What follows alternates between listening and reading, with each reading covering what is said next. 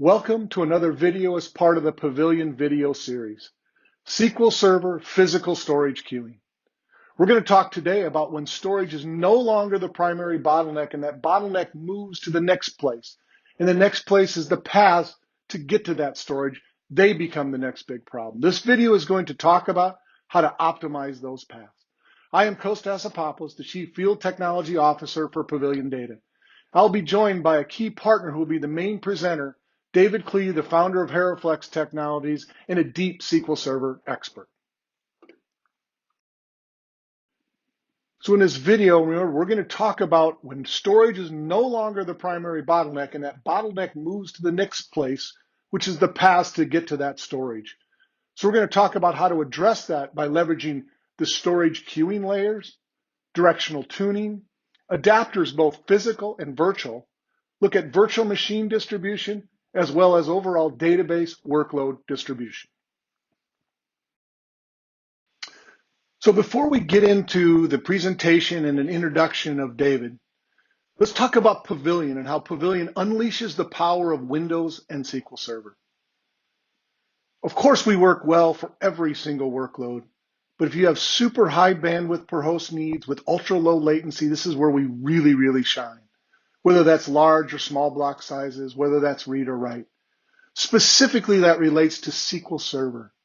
So that Pavilion platform that has impressive IOPS and the millions of IOPS and the impressive throughput, but what is most impressive is that latency in the range of 100 microsecond read to 25 microsecond write latency. All of that packed into 4 rack units and over 2 petabytes of usable capacity. Whether you're leveraging that platform for a Windows environment running SQL Server on bare metal, leveraging NVMe-TCP or NVMe-RoCE, we have certified drivers from Windows to support both of those environments. What's really impressive, you can get similar or same performance of bare metal inside of VMware running SQL Server in Windows, leveraging VMware 7.0 and Pavilion support for NVMe-over-Fabrics RoCE for VMware 7.0. So whether it's bare metal on Windows for Windows or whether it's virtualized inside of VMware, incredible performance, but ultimately low latency, which drives incredible results for SQL Server. So our presenter today, I'm excited to introduce the founder of HeraFlex Technologies and Sequilibrium Education, David Klee. David is an incredible performance tuner, enterprise DBA, and infrastructure architect, and self-proclaimed geek. David's expertise in SQL Server and VMware are the best I've seen. His ability to intersect the storage, the software, and the virtualized infrastructure or non-virtual infrastructure, and to tune the system to get the most out of SQL Server is incredibly impressive. So with that, I'll turn it over to you, David, and let's learn more about SQL Server. Thank you, Costa. When we start talking about enterprise storage and databases, most people's heads turn because this stuff gets really deep really fast. When you deal with these larger environments, the storage command queuing at the physical machine layer is almost always a primary source of contention. It's not fun. When you start to funnel these things through these different layers, all the way through the infrastructure stack to get to the SAN, you end up with massive bottlenecks. So we need to figure out how to tune this stuff. When we start talking about how to performance tune the entire stack, it gets really interesting. The physical hardware platform has just got a lot of really terrible defaults that, I'm not trying to fault them, but they don't know what kind of storage you're going to connect, so they don't want to overwhelm lesser storage. So they have a lot of defaults that are very terrible because they hold back proper modern storage. So if you have all flash or NVMe storage in your environment, you have to start tuning some of these things because otherwise your queue depths are far too low. And it's just like buying an Italian sports car and putting square tires on the thing. It's holding you back. So start with the physical storage itself. Take a really good look. Are the controllers holding you back? Is the controller CPU utilization just off the charts and holding you back before things like the interconnect speed or the actual speed of the media itself? The physical hardware that you have, the compute side, has got interconnects in there. If you're dealing with fiber adapters or FCOE adapters, they may have some hard-coded queue depths that are just far too low and artificially holding you back. Or if you're dealing with really high throughput stuff, does the PCI Express backplane have enough bandwidth to handle the amount of traffic you're trying to push through there? In a lot of cases, it doesn't. Now, when you take a look at the infrastructure stack, there's a lot of components here. You have the SAN, you've got LANs, you've got switches, you've got the interconnects on the HPAs or network adapters on the host, etc. Go all the way forward. If you tune from the top down, like a lot of folks try to do, it's just going to make it worse. It just amplifies the push into these artificial queues. So what we have to do is tune from the bottom up. It really does matter. If you don't, you're going to end up making it worse. You have to tune from the bottom. Now, just please tell me that your server room doesn't look like this. I've seen worse, but this one was pretty bad. So I joke here, but if your server room looks like this, good luck. So when you really dive into it, when you're dealing with shared storage, there are some components that you really have to watch out for in there. First of all, I mentioned it before, but it's the controllers. These are the things that deal with metadata management and advanced things like performance management, multipathing optimization, redundancy, resiliency, stuff like that. You have to make sure that you're not overwhelming your controllers. A lot of arrays, you end up with flash on 10-year-old controller technology, and the CPUs are pegged, especially if you try to turn on just a lot of the fancy bells and whistles. It just simply can't keep up, and it's artificially holding it back. Then the storage media itself. This is the actual location where all of your data is at. And if these are insufficient for high-speed performance, well, good luck. This is just like putting on lead shoes. And then if the rest of these are okay, but the interconnects are just simply not fast enough, we have to make sure that we're not overwhelming them. It takes a very fast interconnect in order to be able to handle high throughput, not just from one server, but from many. And with these virtual environments, these are extremely dense. Then take Ethernet performance. So if you're dealing with RoCE adapters, high-speed interconnects, it matters. 1 gig adapters, please tell me you're not using those in the data center anymore. If you are, just note that a calculated rate on these adapters is generally not what you're going to see in real life. A lot of times, 1 gig adapter is rated 128 megabytes per second. Realistically, you can see 115 megs a second. There's overhead to TCP communications. 10 gig, 1.25 gigs per second. You'll notice it drops more substantially there, about 940 megabytes per second. 100 gig NICs, state of the art, about a little over 12 gigabytes per second peak, but without jumbo frames enabled, you end up with a lot lower architecture there where we just can't really max these things out. If you've never heard of this term before, back in the day when the TCP standards were being ratified, they realized that the physical equipment that they were on just couldn't handle a really large payload. So they standardized on 1,500 bytes. It's called a maximum transmission unit size. So it literally says, here's 1,500 bytes. Now give me an acknowledgement. Did you get it? Now here's another 1,500. And it's just got this back and forth on there. Well, hit 10 gig networking, and the equipment back and forth chatter is just so active that you end up with a maximum speed of, 600 to 700 megabytes a second, but you can do more than that. Jumbo frames is when you change that MTU to 9,000 bytes. On 10 gig networking, you get substantial performance, 20% or above. Don't do it on 1 gig, but if you're on 1 gig in a server farm, just upgrade. If you're on 40 gig, 25 gig, 100 gig, it's absolutely essential to making the most out of that interconnect. It has to be configured at every single hop between the devices.